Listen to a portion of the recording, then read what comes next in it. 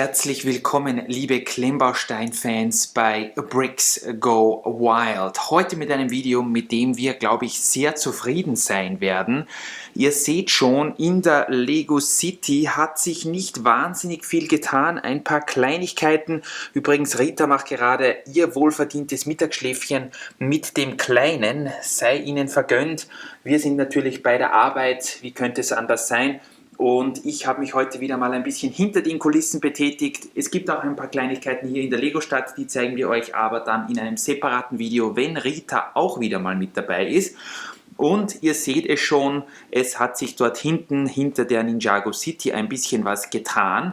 Und das möchte ich euch heute mal vorstellen und präsentieren und natürlich fragen, was ihr davon haltet. Und zwar haben wir da hinten ja so eine Art Nische, das ist dort, wo der Kamin eingezogen ist. Da haben wir so, ja, ich schätze mal ungefähr 40-45 Zentimeter eine Nische, die ungefähr 2 Meter breit ist, und da waren immer alle möglichen Kartons, alle möglichen Schachteln, man ist hier teilweise schwer vorbeigekommen.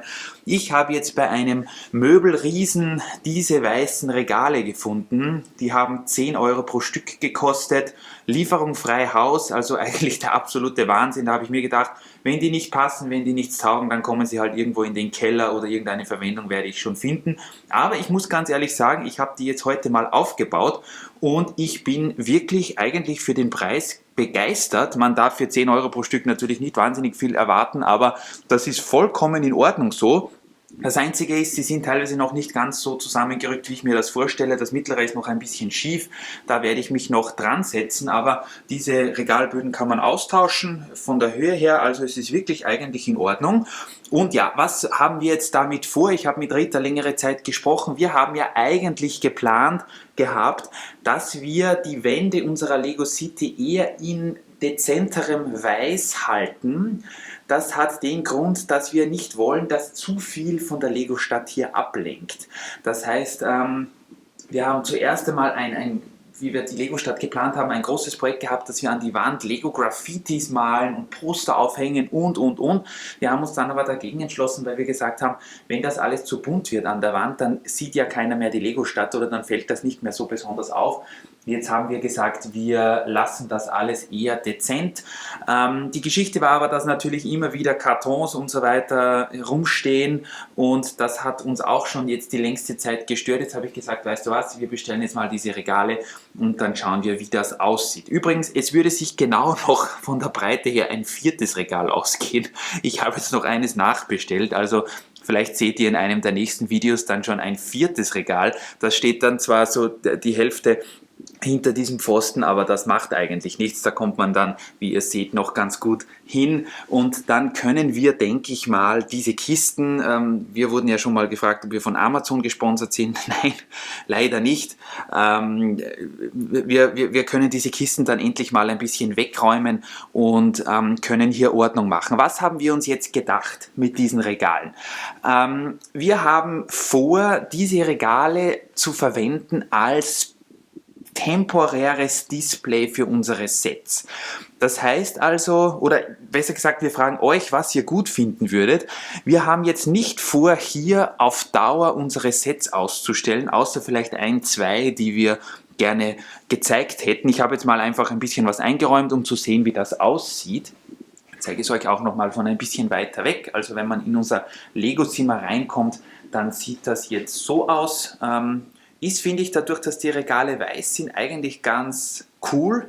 Vorher sind da hinter der Ninjago City die Kisten gestapelt gewesen, also ich finde, das ist eigentlich noch vertretbar. Wir haben nicht vor, die Regale zu sehr anzukramen. Der Hintergrund ist der: Ihr wisst ja, wir wohnen nicht bei der Lego-Stadt, wir wohnen etwa 150 Kilometer weit weg in einer Wohnung in Salzburg und das ist der Ort, an dem wir unsere meisten Lego-Sets aufbauen. Das heißt, wenn wir ein Lego-Set kaufen, dann bauen wir es dort auf, nehmen es dann beim nächsten Mal, wenn wir hier in unserer wunderbaren Wild City sind, mit und es bleibt dann meistens in solchen Kisten, die stehen hier überall herum, ihr habt es sicher schon gesehen. Die Sets verkommen dann in solchen Kisten, bis sich halt jemand erbarmt und eines dieser Sets aus der Kiste rausholt und in die Lego-Stadt platziert. Das hier ist jetzt noch ein gutes Beispiel, weil hier kein Deckel drauf ist auf dieser Schachtel. Wenn da ein Deckel drauf ist, so wie zum Beispiel bei diesen hier, ihr habt es in einem der kürzlich veröffentlichten Videos gesehen, dann ist das schon schwierig und wir suchen da relativ viel und finden auch teilweise die Sets nicht. Jetzt habe ich mir gedacht, alle Sets, die wir jetzt in der letzten Zeit so fertiggestellt haben, was wir so an Projekten vorhaben in der nächsten Zeit, teilweise kennt ihr die Sachen, vielleicht auch diese Speed Champions von einem ja, mehr oder weniger Haul-Video, die haben wir ja geschenkt bekommen.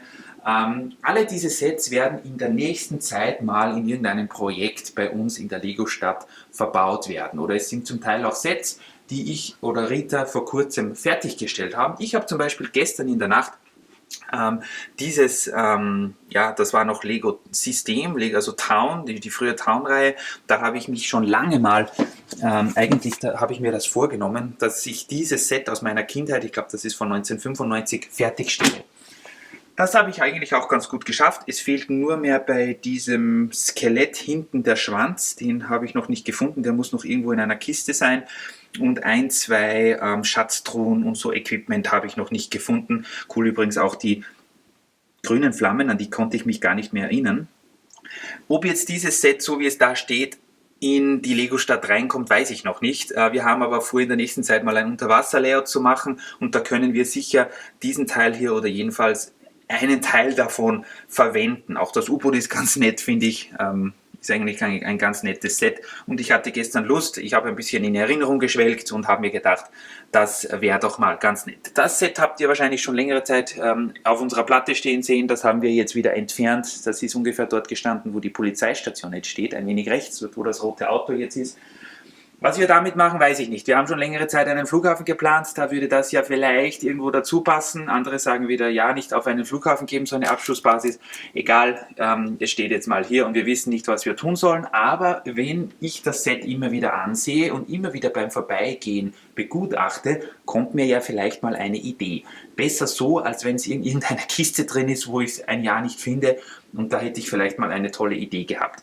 Dann seht ihr hier, zum Teil sind das auch noch nicht komplette Sets, Hidden Side Flieger und so ein cooler. Dieser blaue Flieger passt also zu der Space Shuttle Serie dazu. Der kann also das Space Shuttle sogar auf seinen Rücken nehmen. Da habe ich diese Dachteile noch nicht gefunden. Keine Ahnung, die sind irgendwie relativ selten. Die kann man ja auch so aufklappen dann, dass man da was einladen kann. Cooler Flieger auf jeden Fall. Den werde ich jetzt in den nächsten Tagen hoffentlich mal fertigstellen, wenn ich diese grauen Teile finde. Deswegen habe ich den auch mal hier hineingegeben. Ist eigentlich vorher hier gestanden, aber macht nichts. Ein paar Rittersets, da gibt es auch Updates dazu. Dieser Drachentransporter ist jetzt fertig, das Schiff ist fertig, da fehlt mir nur noch das Segel. Das sind also so Sachen, wir werden auch in nächster Zeit mal schauen, wo wir unser Mittelalter-Layout planen. Da gibt es eigentlich dann ja keinen besseren Platz für uns als hier, wo wir das immer wieder mal sehen. Also wie gesagt, hier sind ein paar neuere, auch City-Sets. Hier ist irgendwas nicht in Ordnung. Weiß ich, war das gerade ein Erdbeben oder hat sich was anderes bewegt? Irgendwas ist hier nicht in Ordnung. Egal. Auf jeden Fall, diese Autos werden wir auch, so viel zur guten Qualität, aber ich weiß schon, ich habe den Fehler selbst fabriziert. Aber ich gestern oder heute, wie ich das aufgestellt habe, wahrscheinlich schon ein bisschen erschöpft. Kein Problem. Das lässt sich berichtigen. Diese Straßenbahnen, ja, wir sind immer wieder mal dabei, eine Straßenbahn einzubauen. Jetzt habe ich sie mal hier hingegeben. Da seht ihr auch, wie klein diese Bahn von der Skyline Express Serie ist, die es ja bei diesem A4 Designer Program gegeben hat. Die passt eigentlich vom Maßstab überhaupt nicht und irgendwie ist es total schwierig, die Minifiguren in diese Garnitur reinzugeben. Da finde ich eigentlich die hier besser, aber gut, die fährt natürlich auf Achterbahnschienen, das ist auch nett. Zum Unterwasser Neptune Discovery Laboratory, welches ich euch vor kurzem gezeigt habe, gibt es auch ein Update. Und zwar habe ich mich jetzt durchgegangen, ich habe bei eBay Kleinanzeigen ein Konvolut gekauft. Da verkauft jemand dieses Set hier, wo das U-Boot dabei ist und relativ intakt aussieht. Da fehlen, glaube ich, nur 2, 3 Teile, was ich so auf den Bildern gesehen habe. Und sonst auch relativ komplett. Dann hat er nochmal dieses Space Shuttle Abschuss-Basis-Set und Figuren und dann noch ein Schiff und dann noch 6 Kilo lose Steine hat er mir jetzt mit Versand um 80 Euro verkauft. Werde ich euch vielleicht zeigen, wenn ihr Interesse habt. Und ich hoffe eben damit dieses Set hier, da fehlen ja noch, wie gesagt, diese kleinen Teile und das U-Boot, dass ich das dann fertigstellen kann. Würde natürlich auch in die Unterwasserwelt passen. Hier haben wir Team Time Cruiser, das kennt ihr. Das weiß ich noch nicht, was wir damit machen. Und wäre mal geplant gewesen, das in den Vergnügungspark zu stellen, aber irgendwie ist dort kein Platz mehr momentan. Schauen wir mal. Dann haben wir hier unser Technik-Kleinteile-Sortiment. Das habt ihr vielleicht auch schon des Öfteren mal irgendwo stehen gesehen.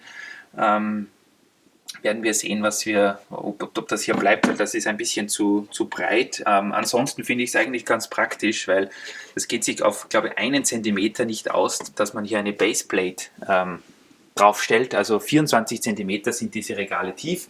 Ja, und dann habe ich jetzt mal pro forma, weil ich schauen wollte, wie das von der Größe her aussieht, mal diesen Technik-Laster hingestellt. Ihr wisst, in einigen dieser Kisten sind ja auch sogar zusammengebaute Techniksets, die ich mal bei einem Konvolutkauf mitgekauft habe. Da gab es mal die Möglichkeit, sehr viele Züge zu kaufen und der Verkäufer hatte auch noch jede Menge Techniksachen und ich habe ihm alles abgekauft und er hat gesagt, weißt du was, ich will das Zeug weiterhaben, hier hast du noch meine Techniksachen, da sind ein paar solche Lastwagen dabei, Traktoren und so weiter, also es gibt wirklich auch sehr nette Menschen. Mal schauen, was wir mit denen machen. Ich habe eigentlich nicht vor, dass wir die hier auf Dauer ausstellen, aber wir werden sehen, vielleicht, wenn wir euch zum Beispiel den müssen wir noch ein bisschen aufbereiten. Ich glaube, sein Sohn, also der Sohn des Verkäufers, hat damit mal in der Sandkiste oder auf jeden Fall im Garten gespielt. Der ist nicht ganz hundertprozentig besenrein, aber den bringen wir wieder hin. Ja, und so sieht das jetzt aus. Ich werde auch, lustigerweise waren bei diesen Kästen, da sind ja immer so Einlegeplatten dabei, damit man, damit sich die Kästen nicht aneinander kratzen. Das passt genau hier hin, das heißt, die werde ich hier mal annageln. Dann ist dieser Abschluss auch relativ schön. Ich weiß nicht, warum das so hässlich geworden ist. Diese Fuge hier zwischen Dach und Wand, aber das bekommen wir auch noch hin, dann ist das auch schöner. Ja, ich wollte euch das jetzt nur mal so zeigen, wie das mit den Regalen aussieht. Es kann also immer wieder auch sein, dass die Regale relativ leer sind, wenn wir gerade viele Sachen in die Stadt transportiert haben oder wenn es nichts Neues gibt. Auf der anderen Seite, ihr bekommt dafür immer ein bisschen eine Art Preview. Das heißt, wenn wir dorthin filmen und es sind neue Sachen in den Kästen drin, dann könnt ihr euch schon darauf freuen.